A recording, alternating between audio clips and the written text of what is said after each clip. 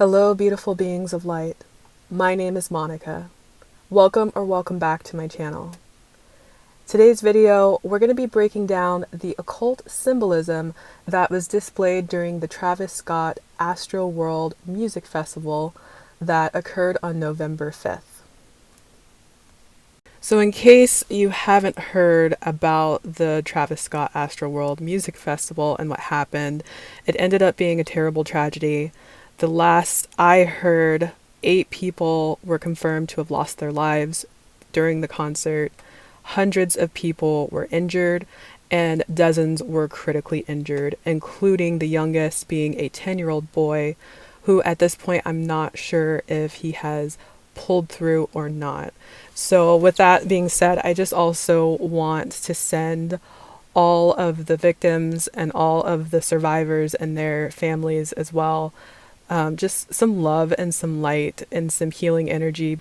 And I can only begin to imagine how traumatized a lot of the people from the concert felt after they left. That will probably haunt them for a long time. Like, I feel honestly a little traumatized just from reading a lot of the survivors' accounts of what happened, and also from a lot of the images that I have seen. So again, I just want to send them love and light and healing energy, as well as I want to give a shout out to all of the people, strangers who were helping strangers during this time. I did hear some accounts of some very heroic people who helped save some people, and I think that really gave me some hope in humanity. So thank you to all of you guys.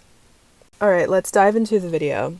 So some say that something known as energy harvesting has been happening at concerts for a very long time through rituals. Black magic, occult symbols, and occult simply meaning hidden have been hidden in plain sight throughout music videos, album covers, Super Bowls, etc. People who practice black magic believe that they have to show you what they're doing, so they reveal this by constantly throwing these satanic occult symbols in our face. Everything is frequency, and every frequency impacts all of us. Some are healing frequencies, such as music, attuned to 432 and 528 hertz. There are also harmful frequencies, and most mainstream music use harmful frequencies intentionally by design. Did some research on it, deep divers. You see, in 1953, the ISO, International Standards Organization, endorsed the 440 hertz frequency, that all instruments in the West should be tuned to 440 hertz. All the music coming from the radio is 440 hertz frequency. Well, deep divers, before that point and in ancient times, everything was tuned to 432 hertz. Now, why is this important? Because 432 hertz frequency corresponds to the 8 hertz Schumann resonance, which is the electromagnetic beat of Earth. The electromagnetic beat of Earth. That's the frequency of the planet, 432 hertz. And when I started to play the guitar in 432 hertz, I felt calmer. All of a sudden, I didn't have anxiety anymore. Japanese scientist Masaru Emoto came up with an innovative new way to capture the form of water. He titled this work Messages in Water. Emoto would take samples of water in petri dishes and freeze the water at -25 degrees. After a few hours, Emoto would analyze the frozen water under a dark field microscope with photographic capabilities in a lab at a constant temperature of -5 degrees. Emoto tested out different audio frequencies and human sound vibrations on each sample. He focused on the way human vibrational energy, thoughts, words, ideas, and music affect the molecular structure of water. Let's look at his results. This photo shows the beautiful geometric design of the Shimanto River, the last clean stream in Japan. Notice the beautiful geometric form, similar to that of a snowflake. This one is of Mount Cook's glacier water in New Zealand. This is a photo from the fountain at Lourdes, France. This one, however, is from a highly polluted river. Look at the comparison of polluted water with clean river water. Emoto decided to see how music affected the shape of water. He placed water between two speakers for several hours while playing different music. Here is Beethoven's Pastorelle.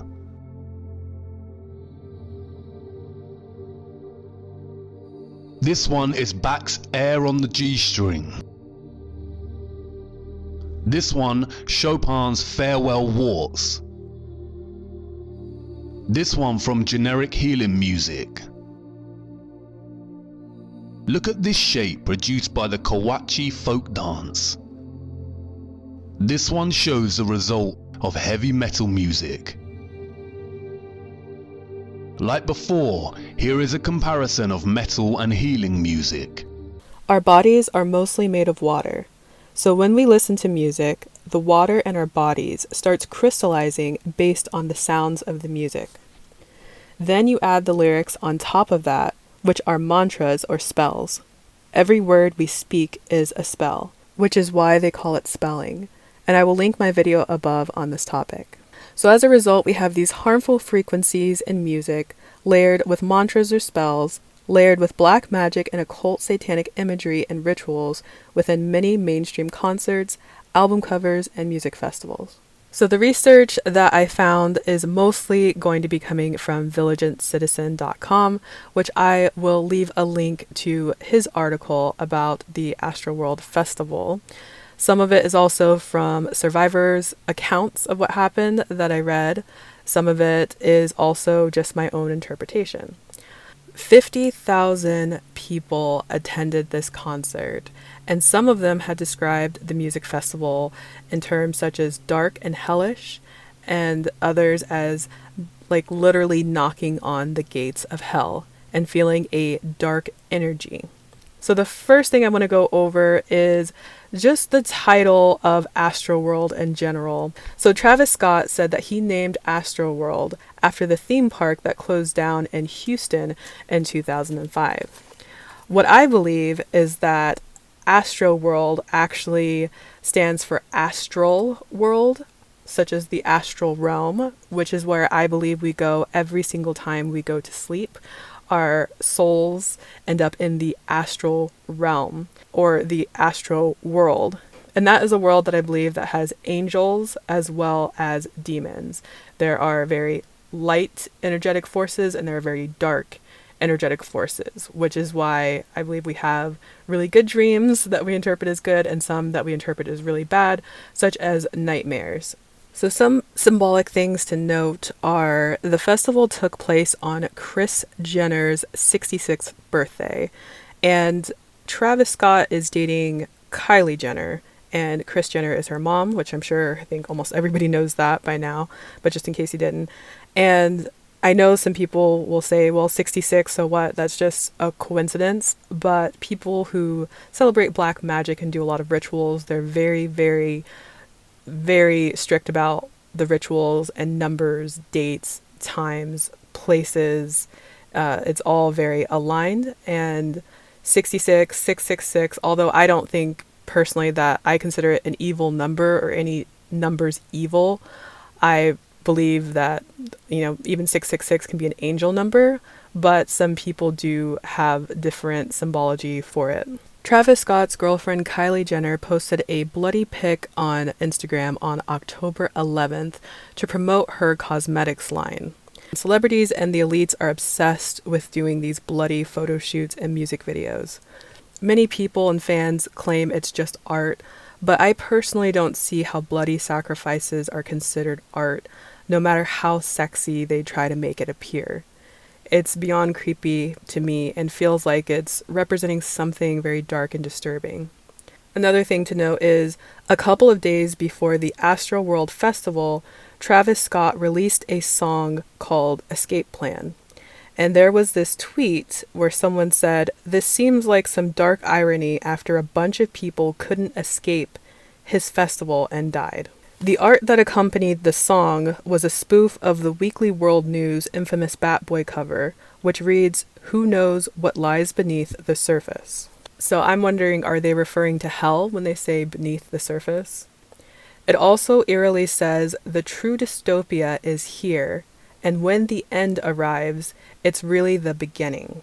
And to me, when they say the end arrives and it's really the beginning, that makes me think of reincarnation after someone has died, and I do believe in reincarnation. Dystopia is defined as an imagined state or society in which there is great suffering or injustice, typically one that is totalitarian or post-apocalyptic. Some people mentioned a burning phoenix was above the stage during the music festival. The phoenix symbolizes birth, death, and rebirth. The theme of the promotion surrounding the Astroworld Festival was all about death and portals.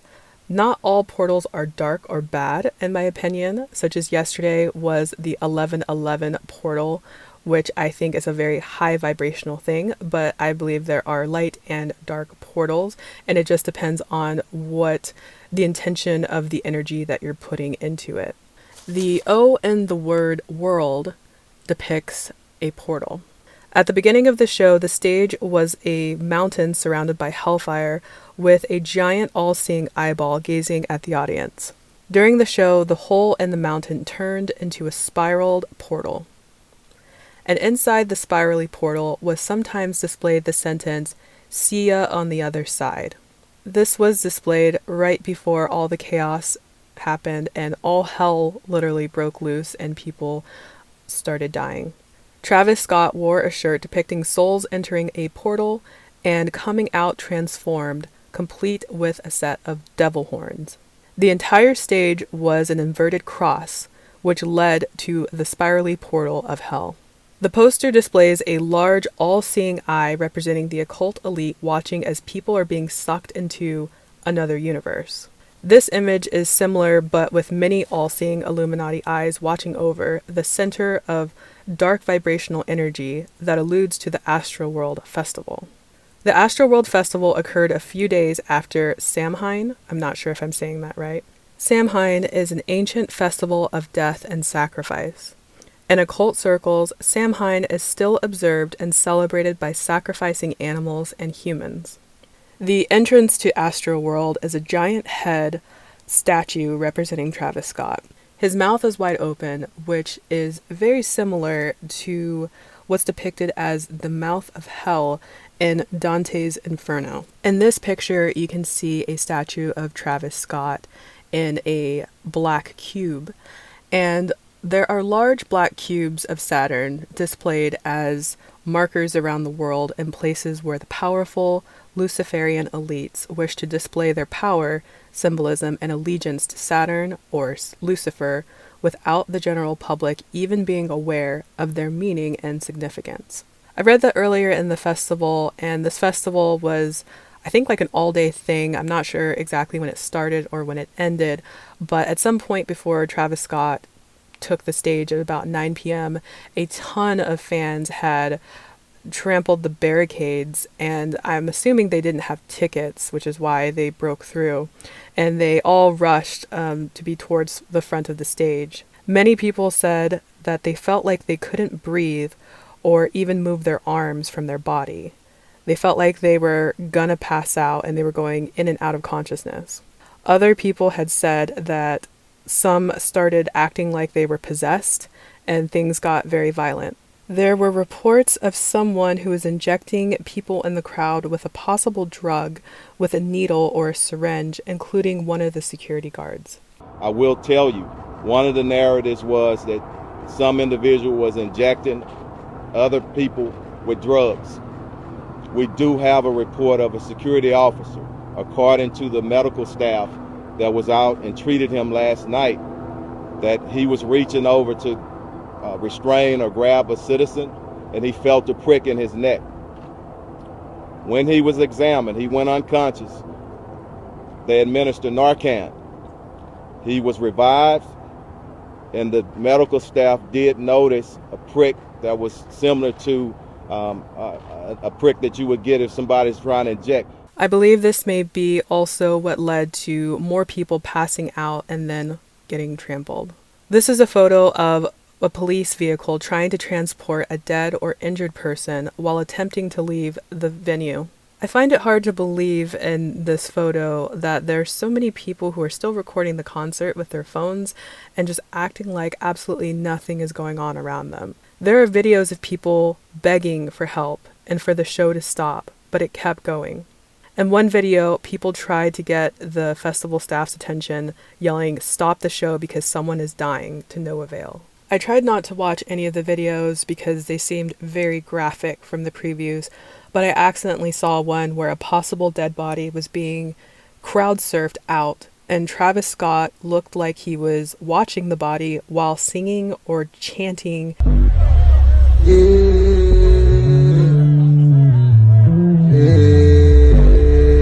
At one point, people were literally chanting, "Stop the show." Stop this show! Stop this show! Stop this show! Use the touches, make some motherfucking noise real quick, y'all. Stop this show! Stop this show! But the show did not stop, and at one point, the mountain was filled with creepy, all-seeing eyes, watching as hundreds of people were being injured, trampled, and some literally dying. Towards the end of the show, there were giant hands that appeared over the hell portal. One festival goer stated the fact that people in the VIP section, which consisted of celebrities and people who paid thousands of dollars for a ticket, were completely safe while viewing the mayhem. They did not want to see dead or injured people in their section. Another witness said that the VIP section also was escorted out first after the dead and injured. This can be compared to a real-life Squid Game type stuff. Lots of Travis Scott fans left the festival completely traumatized and utterly convinced that they had witnessed something demonic. Some people from the live show reported that they heard weird vibrations that could be heard throughout, and that there was a loud, unsettling synth type noise that kept playing over Travis Scott's songs, which gave it a chilling horror movie type quality to the performance.